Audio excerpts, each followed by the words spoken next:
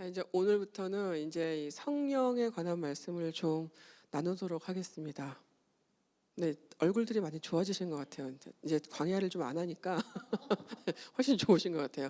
자, 오늘 나누실 말씀은 사도행전 2장 38절에서 39절 말씀. 자, 두 절이니까 다 같이 읽겠습니다. 시작. 베드로가 이르되 너희가 회개하여 각각 예수 그리스도의 이름으로 세례를 받고 죄 사함을 받으라. 그리하면 성령을 선물로 받으리니 이 약속은 너희와 너희 자녀와 모든 먼데 사람 곧 주 우리 하나님이 얼마든지 부르시는 자들에게 하신 것이라 하고. 아멘. 자, 성령을 여러분들은 어떻게 이해하고 계세요? 성령, 그러면 뭘 생각하세요? 내 안에 계신 예수님, 내 안에 계신 하나님. 네. 자, 그럼 제가 이 질문을 드려볼게요. 우리는 교회에서 하나님이나 예수님에 관한 얘기들은 되게 많이 들어요. 그리고 많이 배워요, 사실은. 자, 근데 성령님에 대해서는 어떻게 생각하세요? 알기는 알아요. 그렇죠? 네, 왜냐면 우리 기도할 때도 성령의 임재도 기도하고 성령의 도우심도 기도하고 성령님을 많이 불러요. 그렇죠? 자, 그런데 이제 제가 이 교회 생활을 제가 하면서 많이 느끼는 게 성령 딱 그러면 많은 분들이 좀 일단 부담을 느끼시는 것 같아요. 그리고 뭔가 좀 약간 좀 편하지 않고 어딘가 좀 낯설고 좀 약간 그런 느낌들이 좀 많으신 것 같더라고요. 여러분도 그러세요? 아, 우리 교인들은 성령님 다 너무 친하게 잘 지내고 계시는 거예요, 지금? 네, 네, 믿습니다. 네. 자, 많은 분들이요, 이 성령을 삼위일체 중에서 가장 낮은 존재로 생각하시는 경우들이 많은 것 같아요. 그 성부, 성자, 성령 그러니까 뭔가 이렇게 이 단계별로 하나님 그리고 아드님 그러니까 그 밑에 성령 이렇게 생각하시는 분들 되게 많고요. 아니면 어떤 분들은 저한테 하나님이 부리시는 종이 아니냐 이렇게 말씀하시는 분들도 있으세요. 지금 뭔가 뜨끔하시는 분들이 좀 있으신 것 같은데, 자, 아니면은 이제 우리가 필요할 때 뭔가 계속 이렇게 그때 생각나시는 분, 아니면은 내가 좀 뭔가 좀 필요해서 불러 제끼는 분. 자, 이렇게 이해하시는 분들도 많고, 그래서 뭔가 이렇게 명확하지 않아서 좀 성령님이 누구십니까? 라고 여쭤보면 바로 정확하게 이렇게 대답을 하시는 분들이 저는 제 경험상은 생각보다 많지는 않았던 것 같아요. 자, 그래서 오늘 우리가 이제 이 성령님에 관한 말씀을 제가 몇 줄을 할지 모르겠는데 제가 좀 이제 요번에 이 성령님에 관한 것을 좀 명확하게 좀 나누고 우리가 이 성령님을 어떻게 이해해야 되는가를 좀 말씀을 나눌 수 있으면 좋겠습니다. 자, 여러분 이 성경은요 하나님의 말씀이잖아요. 그렇죠? 네, 우리가 이 말씀을 잘 이해하려면 어떻게 해야 되죠? 많이 읽으면 되나요? 네, 일단 읽긴 읽어야 돼요. 네. 자, 많이 읽고 이거를 학문적으로 많이 아는 걸로는 성경의 깊은 비밀을 깨닫기가 어려워요. 그래서 성경의 비밀을 깨달으려면 뭐가 있어야 되냐면 성령의 도우심이 있어야 됩니다. 여러분, 그래서 우리가 믿음의 생활을 하는 데 있어서 이 성령을 아는 것은 굉장히 중요한 거예요. 여러분, 이분은 그냥 우리가 필요할 때 기도할 때 부르는 분 정도는 아니에요. 우리가 불렀다가 가시라고 했다가 다시 오시라고 했다가 자, 이런 분이 아니라는 거죠. 자, 그럼 제가 여기서 질문을 드릴게요. 여러분들은 삶에서 성령의 능력과 역사를 경험하면서 살고 계십니까, 지금? 한 분 대답하셨네. 네. 자, 한번 생각해 보세요. 아니면 여러분, 성령이 내 안에서 무언가를 하시고 살아 계시는 것을 느끼고 계십니까? 네, 감사합니다. 자, 성령은 어떤 분이시냐를 오늘 나눌 거예요. 자, 이제 이 알리스터 맥글래스라는 이 조직 신학자인데요. 이분이 굉장히 정의를 잘 해놓으셨어요. 성령의 정의부터 조금 좀 말씀을 드리고 넘어가야 될 것 같아요. 자, 히브리어로 이 루아흐라는 단어를 쓰는데 이 단어가 번역을 뭐 바람, 숲, 영, 뭐 숨 이렇게도 하거든요. 뭐 호흡. 자, 근데 이거를 이분이 영어로 번역하기가 불가능할 정도로 굉장히 깊은 의미가 있다고 말씀하셨어요. 자, 결국은 이제 하나님도 그렇고 예수님도 그렇고 성령도 그렇고 우리가 인간의 언어로 담기에는 좀 한계가 있다라는 거죠. 자, 그래서 이 성령을 몇 가지로 말씀을 하셨는데 첫 번째는 생명과 연결시켜서 설명하셨어요. 그래서 이 성령은 생명을 주거나 아니면은 망가진 것이나 죽은 것을 회복시키는 그런 의미로 해석을 하셨어요. 자, 그래서 창세기 오늘 좀 성경 말씀이 몇 개 나올 건데 창세기 2장 7절을 기억하실 거예요. 여호와 하나님이 땅에 흙으로 사람을 지으시고 그 코에 생기를 불어 넣으시니 사람이 뭐가 됐다고요? 생령이 됐다 그랬어요. 살아있는 영이 됐다는 얘기잖아요. 자, 이거는 생명력을 얘기하는 거죠. 자, 에스겔서 37장 5절 이게 다 나오나요? 아, 네, 감사합니다. 네, 자, 읽을까요? 그러면 안 그래도 졸린데. 자, 시작. 주 여호와께서 이 뼈들에게 이같이 말씀하시기를 내가 생기를 너희에게 들어가게 하리니 너희가 살아나리라.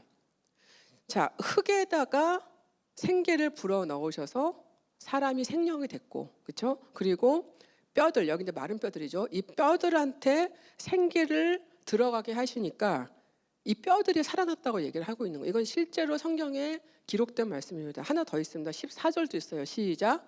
내가 또 내 영을 너희 속에 두어 너희가 살아나게 하고.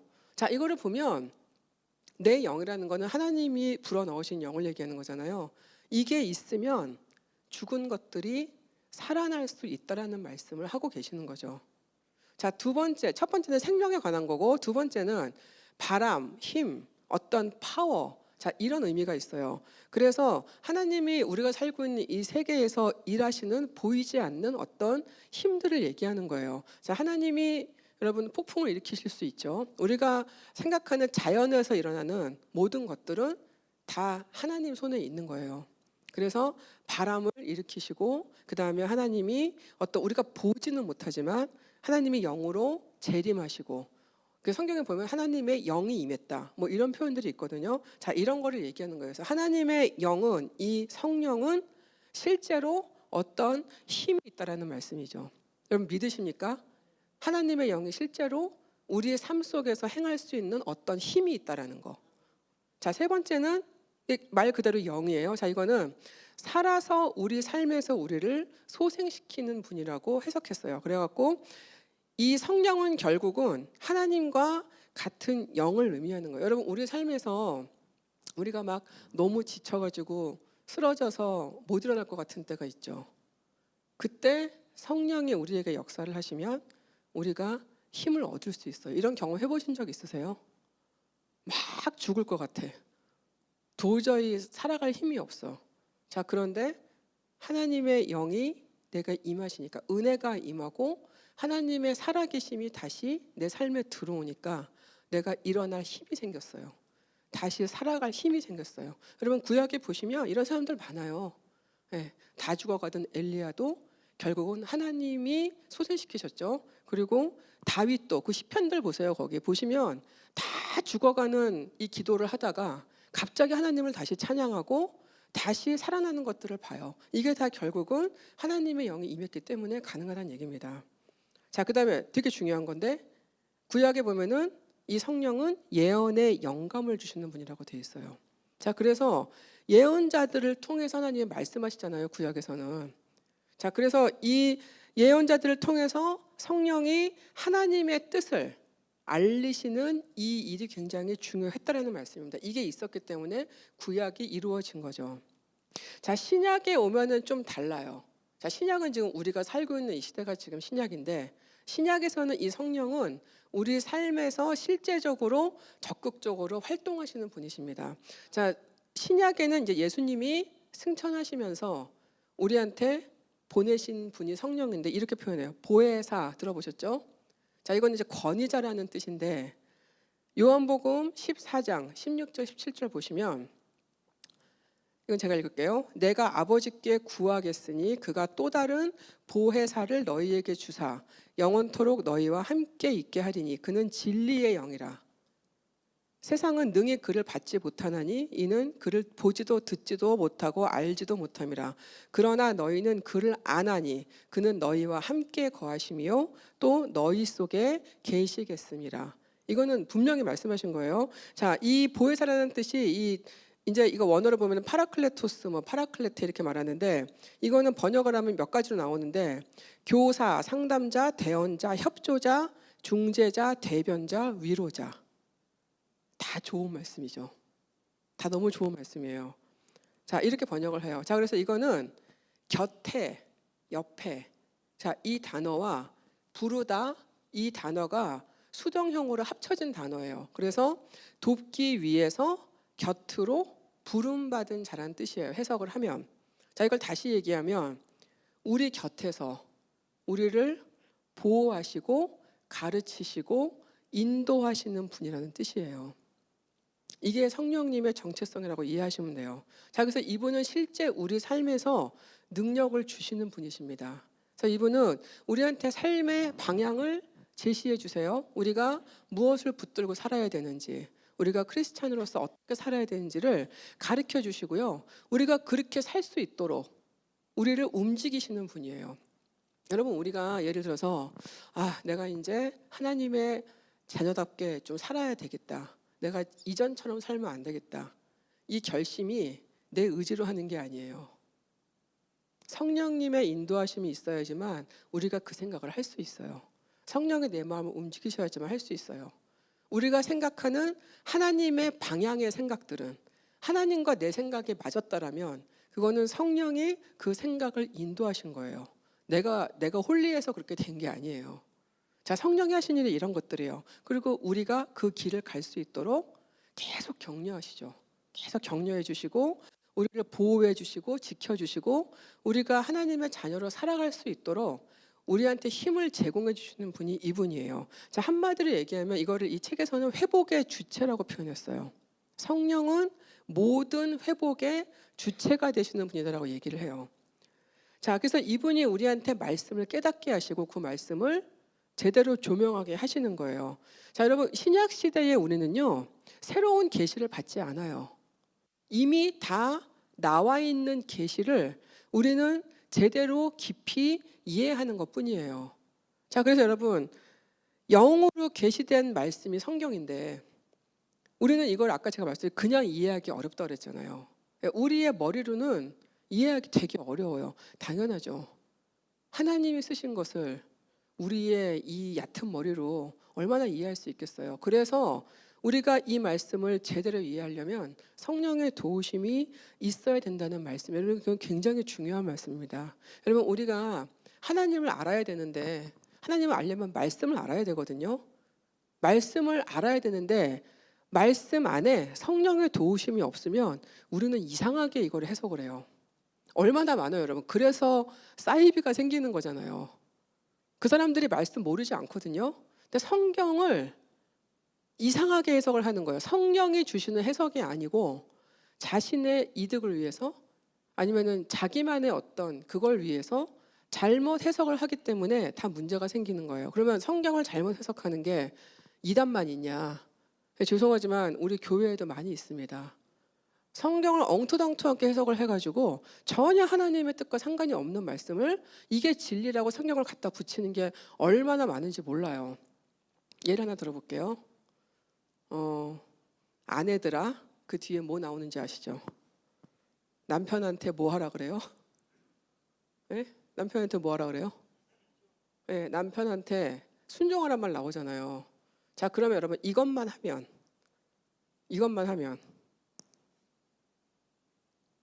표정들 안 좋으세요 지금? 자, 이거 남편들 되게 좋아하시는 성경 말씀 아니에요? 비웃으시는 것 같은데 지금. 네, 자, 이 말씀이 기록된 거 맞습니다. 자, 근데 여러분 이 말씀만 있는 거 아니거든요. 다른 말씀도 있어요. 그 뭐가 있냐면 남편들한테 하신 말씀이 있어요. 아내들을 그리스도가 교회를 위해서 피 흘리신 것 같이, 다시 말하면 예수님이 교회 때 목숨 바치신 것 같이 너희 아내한테도 목숨을 바칠 정도로 아내를 사랑해 주란 말씀도 있어요. 그 말은 싹 빼죠.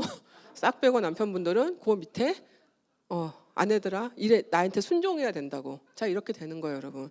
자, 이 말씀을 제대로 이해를 하지 못하면, 하나님이 이 말씀을 아내와 남편들한테 주신 게 정확한데 이 말씀의 영적인 의미를 이해를 못하면 이걸 갖다 이용할 수 있는 거예요. 필요할 때마다.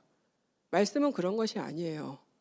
하나님이 쓰신 이 성경 하나하나에 하나님의 깊은 마음과 하나님의 깊은 은혜가 다 들어있는 것을 우리는 다 몰라요. 그래서 말씀을 읽을 때마다 성령의 도우심이 있어야 된다는 거예요. 여러분, 똑같은 말씀을 읽는데 10년 전에 읽었을 때랑 지금 읽었을 때랑 다를 수 있죠.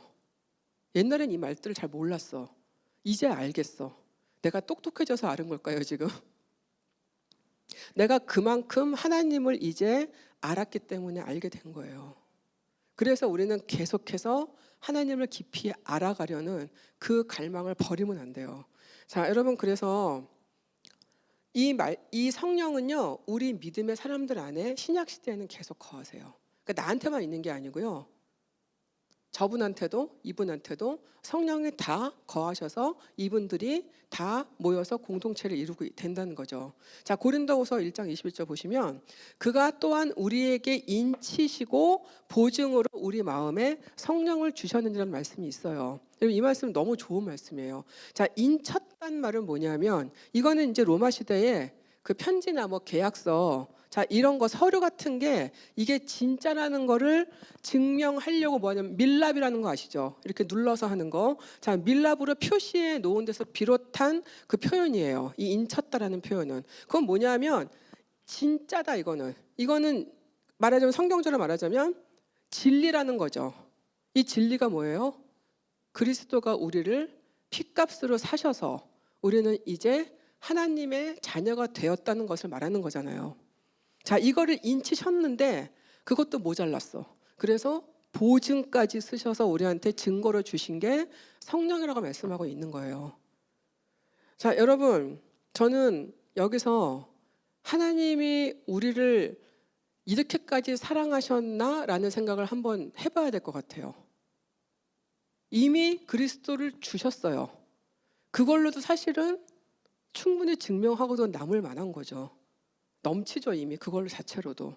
근데 그것도 모자라서 우리한테 우리가 더 확실하게 그것을 알고 그것을 믿게 살게 해주시려고 내가 이거 너 개런티 하는 거야. 그 증거로 보내주신 게 성령이라는 거예요. 여러분, 성령이 누구예요? 하나님의 영이잖아요. 성부와 성자와 성령은 같은 분이잖아요, 사실은. 이분들의 역할이 다른 것 뿐이죠. 자, 그러면은 결국은 성령을 우리한테 주셨다는 거는 그리스도가 돌아가신 것을 넘어서 하나님 자신을 우리한테 다 주신 거라고 받아들여야 돼요. 더 뭘 주실 수 있을까요? 저는 이 말씀을 읽으면서 몰랐던 걸 알았어요. 그냥 그리스도를 주신 것으로 저는 그게 다라고 생각했는데 그게 아닌 거예요. 더 주신 거예요, 사실은. 그래서 이 하나님의 영이신 성령까지 아예 그냥 우리한테 보내셔서 아예 그냥 우리가 그분과 살게끔 만들어 놓으신 거죠. 여러분, 이거는 굉장히 큰일입니다. 성령이 우리와 살아간다는 거. 가끔 만나는 분이 아닌 거예요. 자, 여러분, 근데 한번 생각해 보세요. 성령의 24시간 나랑 같이 살아. 좋으신가요? 안 좋으신가요? 부담스럽다는 분도 가끔 계시더라고요. 나의 일거수일투족을 다 아시고 모든 것을 다 감시하시나 이 생각하시는 분 계시는 것 같은데 저는 그렇게 생각하지 않습니다. 여러분, 내가 얼마나 더러운 사람이에요. 얼마나 나쁜 생각을 많이 합니까? 하루에도 죄를 수천 번 짓는데 이걸 다 보시고도 나랑 사시는 거잖아요. 이걸 다 아시면서 나랑 사시는 거잖아요. 나랑 사시면서 뭐 하세요, 그분이? 내 쓰레기들을 자꾸 치워주시고 그 자리에 하나님의 좋은 것들을 자꾸 심어주시고 내가 잘못되게 살지 않도록 내가 바르게 살 수 있도록 나를 격려하시고 나를 인도하시고 나를 다듬어 가시는 분이잖아요. 이게 보통 사람 가지고 될 것 같으세요? 여러분들 집에 자녀들 다 키우실 거 아니에요? 여러분들 자녀가 뭔 짓을 해도 나는 다 이쁘던가요? 확실하게 아니라고 하시네요. 자녀를 아무리 사랑해도 여러분 만약에 우리가 자녀의 속을 다 볼 수 있다면 어떨 것 같으세요? 그래서 모르는 게 약인 거예요. 자, 근데 이거를 다 보시면서도 굳이 우리랑 같이 사시는 분이 계시는 거죠. 이걸 다 아시면서도 나는 너를 그래도 계속 사랑해라고 말씀하시는 분이 있다라는 거예요. 여러분, 이게 얼마나 큰 감사인지를 저는 알았으면 좋겠어요. 이렇게까지 나를 사랑하신다고 말씀하시는 이분이 나와 함께 살아주시는 것이 이게 얼마나 대단한 은혜인지 저는 알았으면 좋겠어요. 여러분, 저는 우리가 그 그리스도의 그 은혜를 정말 가볍게 생각하지 않았으면 좋겠어요. 그분이 그렇게 고통을 당하고 우리를 구하셨는데 그걸로 안 끝났어요. 성령까지 주셔가지고 우리가 이 땅에서 하나님의 자녀로 보호받으면서 계속 살아갈 수 있도록 우리를 끝까지 도우시는 분이 하나님이고 그게 하나님의 사랑이에요. 끝까지 책임지시는 거, 그 책임의 증거가 저는 성령이라고 말하고 싶습니다. 우리를 그냥 이 땅에 버려두지 않으시는 거, 우리가 혼자 이 길을 가지 않도록 우리 옆에 세워주시는 그분이 성령님이라는 거예요. 자, 그래서 여러분 구약과 신약에서의 성령은 다른 거죠. 자, 민수기 11장 29절에 모세가 이렇게 말해요. 여호와께서 그의 영을 그의 모든 백성에게 주사 다 선지자가 되게 하시기를 원하노라. 자, 이렇게 모세가 말하고 나서 이 말씀 이후에 구약의 많은 선지자들이 훗날 하나님의 백성들에게 성령이 임하실 것을 예언했어요. 그게 어디 있냐면 이사야서 44장 3절에 나와요. 나는 목마른 자에게 물을 주며 마른 땅에 시내가 흐르게 하며 나의 영을 내 자손에게 나의 복을 내 후손에게 부어 주리니. 자, 에스겔서에도 나오죠. 또 내 영을 너희 속에 두어, 분명히 말씀하셨어요. 내 영을 너희 속에, 우리 속에, 내 속에 두어 나로 하나님의 율례를 행하게 하리니. 자, 요에서 이 말씀 여러분 다 아시는 말씀일 거예요. 우리 맨날 이거 찬양 부르잖아요. 마지막 날에, 이거 다 아시죠? 내가 나의 영으로, 이거. 자, 이 말씀이 여기 있어요. 그 후에 내가 내 영을 만민에게 부어주리니 너희 자녀들이 장래일을 말할 것이며 너희 늙은이는 꿈을 꾸며 너희 젊은이는 이상을 볼 것이며 그때에 내가 또 내 영을 남종과 여종에게 부어줄 것이며. 자, 이 예약이 어디에서 이제 성취가 되냐면 신약의 오순절 교회에서 나타나는 거예요. 오순절 마가 다락방 사건이 그거죠. 그래서 성령이 임해서 막 방언 터지고 막 난리가 나잖아요. 자, 이로 인해서 이제 하나님의 백성들이 모두 성령과 함께 살아가는 그 시대를 맞게 되는 거예요. 우리는 그 시대 안에 지금 살아가고 있는 거예요. 자, 구약의 성령은 이스라엘의 지도자들이나 뭐 예언자들 뭐 이 정도 임하셨어요. 그다음에 뭐 가끔 제한적이나 임시적으로는 임했지만 신약에서는 모든 백성들에게 임하는 것이고요. 부분적으로 임하는 게 아니고 우리의 내면, 외면, 삶의 모든 부분에서 함께 하시는 분이시라고 말씀하고 있어요. 그리고 영원히 내주한다고 말씀하세요. 내주하는 건 뭐예요? 내 안에 사시는 거잖아요. 내 안에 살면서, 그럼 여러분 내 안에 사시면 나는 어떻게 해야 돼요? 사시면 그냥 알아서 사시게 내버려 두나요, 그냥? 그래서 알아서 뭐 식사도 하시고 알아서 그냥. 자, 그래서 옛날에 제가 읽은 책 중에 그거를 되게 잘 표현한 책이 하나 있었는데 예수님이 들어오셨어요. 이거 예수님으로 이제 표현을 했는데 예수님 들어오셨어요, 집에. 너무 좋았어요, 집주인이. 그래가지고 이 예수님을 거실 한가운데 가장 좋은 소파에다가 예수님을 모셔요. 그리고 굉장히 극진히 대접을 했어요. 며칠만. 그리고 이제 조금 지나니까 예수님이 거기 계신 게 부담스러운 거예요. 그래가지고 방 하나를 내드려요. 그래서 여기서 사시라고. 그래서 방에다가 모셔요. 언뜻 보면 모신 것 같죠? 그래서 처음에는 예수님 방으로 음식도 좀 갖다 드리고 한 번씩 뭐 하시나 들여다보고 관심이 좀 있었어요. 근데 그것도 조금 지나니까 사는 게 바빠지니까 부담이 되니까 어떻게 해요? 그 다음에는 그 방에 들어가질 않는 거죠. 여러분, 이게 많은 신앙생활을 하는 어쩌면 우리의 모습일 수 있어요. 잊어버렸어요. 예수님을 방에 박아놓고 잊어버렸어요. 자, 그런데 어느 날 집에 갑자기 강도가 들어와요. 총을 들고 강도가 들어와요. 너무너무 무서워서 막 소리를 지르다가 그때 생각이 난 거예요. 방에 계신 예수님이. 그때 방문을 열고 예수님을 찾아요. 자, 예수님 나오셨어요. 강도를 물리쳐 주셨어요. 다시 예수님이 좋아졌어요.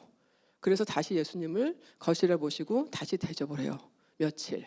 조금 지나서 다시 예수님을 방으로 모셔요. 자, 여러분, 이게 계속 반복되는 게 우리의 신앙생활의 모습은 아니냐는 거죠. 은혜를 받았어. 그때는 예수님이 보여.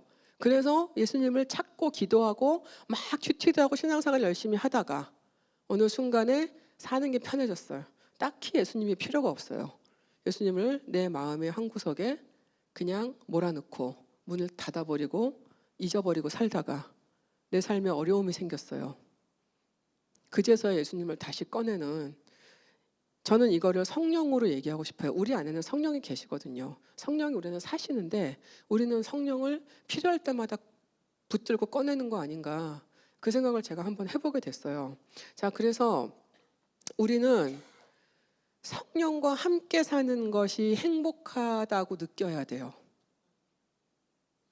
성령과 함께 사는 게 좋다고 느껴야 돼요.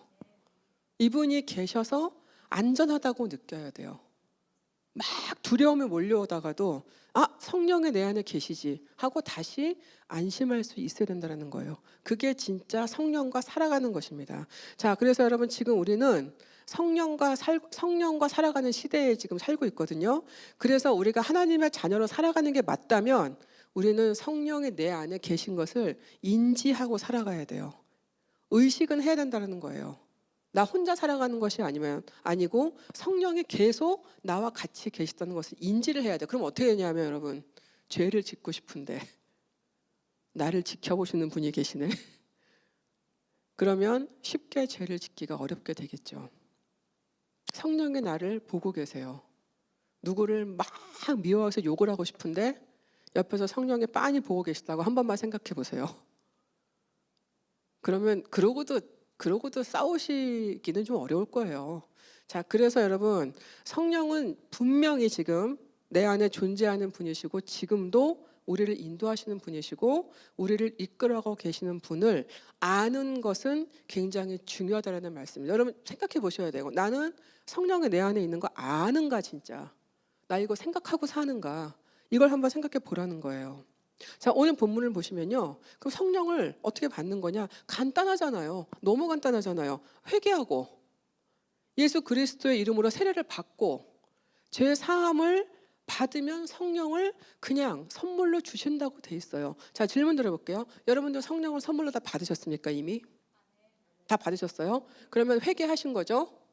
내가 죄인인 것을 인정하신 거죠? 그리고 세례 받으신 거죠, 예수 그리스도의 이름으로. 그리고 죄 사함까지 받으신 거 맞습니까? 그렇다면 여러분 안에는 다 이미 성령이 오셨어요. 자, 이거는 한마디로 그리스도가 나를 구원하시는 것을 인정하는 것을 말하는 거고요. 하나님의 내가 입양된 자녀임을 내가 고백하고 선포하는 것을 얘기해요. 자, 이거는 뭐냐면 내가 하나님 앞에 원래는 구제받을 수 없는 죄인이었다는 것을 깨닫는 거죠. 깨달아야지 내가 회개할 수 있는 거잖아요. 자, 그리고 나서 내가 하나님께 나를 드렸을 때 죄에서 해방되었다는 것을 의미하는 거예요. 자, 이 말은 뭐냐면 나는 원래는 어둠의 자식이에요.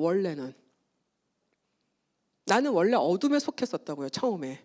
근데 이제 하나님의 구원으로 내가 빛으로 옮겨온 것을 얘기하는 거거든요. 원래는 나는 죄의 자식이에요. 근데 이제는 그 죄의 자식의 신분에서 이제 풀려나서 이제 하나님의 자녀의 신분으로 옮겨온 것을 얘기하는 거죠. 자, 이럴 때 성령을 선물로 받게 되는 건데 중요한 거는 뭐냐면 우리가 이것을 진심으로 했느냐예요. 남들이 하라니까, 이렇게 해야 된다니까, 세례도 때가 되면 받아야 된다니까, 그리고 때 되면 성경 공부하고 때 되면 수료하고, 자, 이런 걸 말하는 게 아니에요, 여러분. 성령을 선물로 받으려면 내가 내 마음을 다해서 진심으로 내가 죄인임을 인정해야 되고, 그리스도가 나 때문에 돌아가신 것을 받아들이고 고백해야 되고, 내가 하나님의 자녀로 살기를 원하는 것에 동의해야 된다는 얘기예요. 그걸 내가 진심으로 할 수 있을 때, 그때 성령은 내게 오셔서 나와 함께 살아가시기 시작한다라는 거죠. 여러분, 그래서 여러분, 이것이 하나님의 불변의 약속이라는 거예요. 이 뒷절을 보시면 결국 한마디로 얘기하면 누구든지 하나님을 믿는 모든 사람들은 똑같이 약속을 받는다는 거죠. 어느 나라에 살건 어떤 상황이건 어느 모양새건 상관없이 죄를 얼마나 많이 지었건 그런 거 중요하지 않고, 내가 이것을 받아들이는 사람이면 하나님은 그게 누구든지 성령을 주신다고 약속을 했다라는 거예요. 여러분, 저는 그래서 이게 하나님이 우리한테, 인간한테 주시는 저는 최고의 선물이라고 표현하고 싶어요. 이거보다 더 좋은 거는 없어요. 자, 이제 질문 들어볼게요. 여러분들은 어디에 속해 계실까요? 자, 1번. 성령을 암만 생각해도 받은 적이 없는 것 같아. 자, 이런 분들은 구원의 문제를 다시 생각해 보셔야 됩니다. 자, 2번째. 받았는지 안 받았는지 확신이 없어. 받은 것 같기도 하고 아닌 것 같기도 하고. 자, 이거는 구원의 확신이 불분명한 거예요. 아니면 구원이 없는데 내가 있다고 착각하는 거죠. 자, 3번째는 성령을 분명히 받은 적은 있어요. 있는데 성령과 전혀 상관없이 살아가고 있거나, 아니면 아까 말씀드린 것처럼 가끔 필요할 때 성령을 찾거나 가끔씩 부흥회 때 은혜 받는 분들. 4번째가 저희가 원하는 거죠. 성령과 계속 동행하고 성령을 계속 원하는 사람. 여러분들은 어디에 속하실까요? 자, 하나님을 아버지라고 부를 수 있고요. 예수님을 알고 그리고 그분께 기도할 수 있다면 저는 성령은 이미 받은 것이라고 생각합니다. 그거를 의심은 하지 마세요. 자, 다만 방언과 성령을 받는 것은 아무 상관이 없습니다. 자, 이거는 제가 이제 몇 주 뒤에 말씀드릴 거예요. 자, 그래서 여러분, 오늘 말씀드리고 싶은 건 뭐냐면 성령은 기능이 아니에요. 우리한테 우리가 못하는 무엇인가를 대신해 주시는 그런 분이 아니에요. 성령은 완전한 인격체예요. 하나님과 예수님과 마찬가지로 성령은 완전한 인격체예요. 자, 그래서 성령은 우리와 모든 걸 나누기를 원하세요. 그리고 우리와 함께 하시는 성부, 성자, 그러니까 하나님과 예수님과 똑같이 우리의 삶의 주인이 되시는 분이세요. 그리고 우리의 모든 것을 다스리길 원하시고요. 하나님의 사랑을 계속 가르치길 원하세요. 그리고 우리가 하나님의 뜻에 살아갈 수 있도록 우리를 매 순간 인도하기를 원하세요. 그래서 우리는 인격으로 그분을 존중해야 돼요. 성령을 함부로 부리는 게 아니에요. 돕기 위해서 우리 곁에 오신 분은 맞습니다. 그러나 그것이 우리가 그분을 막 함부로 대하고 부려도 되는 건 아니라는 얘기죠. 다시 말씀드리면 그분을 방에 집어넣었다가 저 구석방에 몰아넣었다가 급하면은 다시 끄집어내었다가 그러는 분이 아니라는 거예요. 근데 우리는 너무 많이 성령을 그렇게 이용하고 있어요. 필요할 때만 도와주세요. 필요할 때만 임재해 주세요. 어느 분이 저한테 그러시더라고요. 사실은 그랬으면 좋겠다 그러시더라고요. 내가 필요할 때만 나타나 주시고 내가 원할 때만 좀 오시면은 부담 없이 그분을 좋아할 수 있을 것 같다고 말씀하셔서 제가 네, 많이 웃었는데, 웃을 일이 아니라 이런 생각을 하시는 분이 우리가 말을 안 해서 그렇지 생각보다 많다는 거예요. 자, 여러분, 우리는 그분과 이제 동행하는 것을 더 많이 배워가야 돼요. 그리고 저는 그분이 우리 안에 사시는 것을 감사했으면 좋겠어요. 그리고 그거를 귀하게 생각했으면 좋겠어요. 네, 누가 우리가 그렇게 좋다고 우리한테 계속 붙어 있겠습니까? 우리 가족도 나한테 안 붙어 있으려고 그러는데. 저희 집 얘기 아니고요. 네, 저희는 사이 좋습니다. 자, 가족도 24시간 붙어 있어 보세요, 여러분. 근데 이분은 24시간을 우리랑 같이 계시면서 우리를 지겨워하지 않으세요. 계속 우리를 좋아해 주시고 사랑해 주시고 계속 우리를 어떻게 하나님의 그쪽으로 인도하시려고 계속 노력하신다는 말씀이에요. 자, 그래서 그분이 우리와 함께 하시는 한 우리는 안전합니다. 여러분, 하나님 안에서, 성령 안에서 우리가 안전함을 느끼는 것은 굉장히 중요한 거예요. 그게 있어야만 삶의 어떤 순간이 와도, 지난번처럼 광야 학교가 몰려와도 우리는 두려워하지 않을 수 있어요. 그리고 우리의 기쁨을 잃지 않을 수 있습니다. 자, 그래서 결론은 성령이 함께 하신다는 거는 전 이렇게 말씀드리고 싶어요. 우리가 하나님의 것이라는 증거이다. 성령이 계신 것은 우리가 하나님께 속해 있다라는 너무나 확실한 증거고, 우리가 하나님 거라는 증거라는 거예요. 그리고 이것이 뭐냐면 우리를 사랑하신다는 하나님의 확증이라는 거예요. 더 이상 우리한테 확실한 건 없어요. 성령이 우리와 함께 하신다는 그 사실이 하나님이 우리를 사랑하시는 어떤 것보다도 더 확실한 확증이 된다는 말씀을 드리고 싶습니다. 자, 그래서 여러분, 사랑하는 우리 성도 여러분들, 저는 오늘 이거를 꼭 부탁을 드리고 싶어요. 기도하실 때 성령을 간절하게 구했으면 좋겠어요. 밖에 계신 분을 새로 구하는 게 아니고요. 우리 안에 계신 그 성령이 다시 우리의 삶을 주체적으로 인도하실 수 있도록, 우리의 삶을 이분이 회복시키시고 이분이 우리의 삶의 역사를 하실 수 있도록. 여러분, 우리가 교회생활 이렇게 오래 하는데 간증은 좀 있어야 되잖아요. 성령이 나한테 뭐뭐 하셨다. 그게 일주일 동안 계속 사실 있는 거거든요. 근데 우리 그거 인지를 못해요. 왜냐하면 내가 성령과 같이 산다는 생각을 못하기 때문에. 그런데 내가 성령과 같이 산다는 생각을 확실하게 하기 시작하면 그분이 하시는 일이 보여요. 누구를 만날 때, 내가 무엇을 할 때, 어떤 생각을 할 때, 어떤 선택을 할 때, 저는 우리 안에 그런 간증들이 계속 나오기를 원해요. 방언받았다, 이것도 물론 필요하지만 그게 아니고 성령이 하시는 일은 매 삶에서 하시는 일이에요. 그래서 저는 여러분들, 우리 교회는, 우리 성도님들은 성령과 함께 있었던 일들을 계속해서 쉬지 않고 수다 떨듯이 나눌 수 있는, 저는 그런 우리 교회가 되기를 원합니다. 그래서 오늘 여러분 기도하실 때, 같이 기도하실 텐데, 기도하실 때 간절하게 구하셨으면 좋겠어요.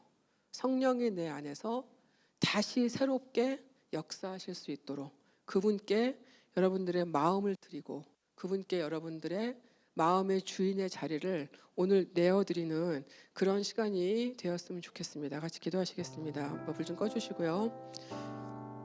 자, 간절하게 우리 성령을 구하는 기도를 합니다. 기도하실 때, 주님, 이미 내 안에 계신 성령님, 다시 내 마음의 중심에 오셔서 내 삶의 주인이 다시 되어주시고, 그동안 내 자아로 성령님을 밀어놓고 살았던 내 삶을 주님 회개하면서 다시 내가 성령의 움직임으로 살아갈 수 있도록 내가 성령의 사람이 되게 하여 주시옵소서. 만약에 이 성령에 대해서 자신이 없으신 분들, 확신이 없으신 분들은 그냥 이 시간에 다시 주님, 내가 다시 주님의 자녀로 새롭게 살기를 원합니다. 하나님, 내게 성령을 증거로 주시옵소서. 내가 주님의 자녀임을 다시 깨닫게 해주시옵소서. 기도하셨으면 좋겠습니다. 내 안에 구원이 없다고 생각하시는 분들은 주여, 내가 그리스도를 나의 구주로 받아들일 수 있도록 하나님, 이 시간에 하나님 나를 도와주시고 나도 성령을 받을 수 있도록, 성령을 선물로 받을 수 있도록 하나님, 내게 구원을 열어주시옵소서. 우리 간절한 마음으로 우리 하나님 주님, 성령을 부어주시옵소서. 다시 성령의 능력에 대한 나타나게 하여 주시옵소서.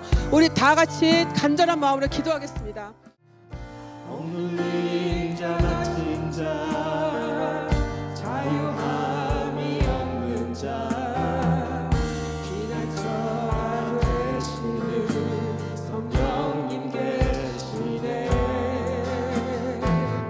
주의 영이 계신 곳에 자유가 있다네. 진리의 영이신 성령이 오셨네.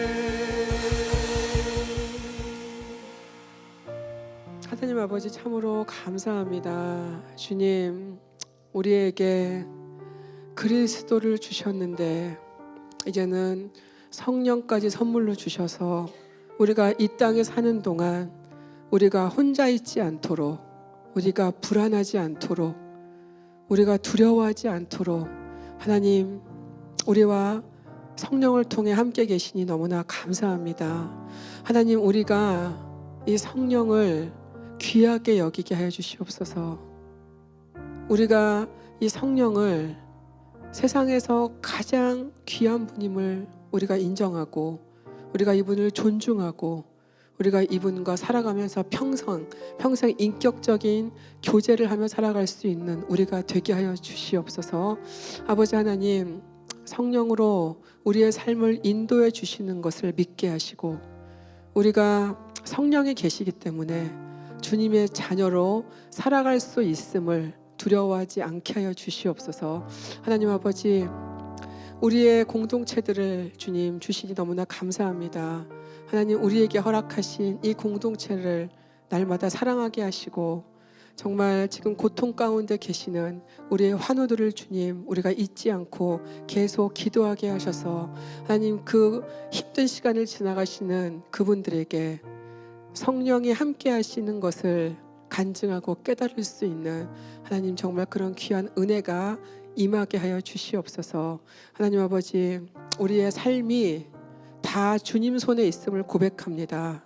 우리는 아무것도 두려워할 것도 없고 걱정할 것도 없고 염려할 것도 없는 것도 주님 고백합니다. 이 믿음으로 성령과 함께 오늘부터 다시 살아나갈 수 있는 우리가 되게 하시고, 우리의 이 모습이 다른 사람들에게 또 성령을 사모하게 하는 그런 우리가 축복의 통로로 살아갈 수 있도록 우리의 삶을 주님 붙들어 주시옵소서. 감사드리며 예수님의 이름으로 기도드렸습니다. 아멘.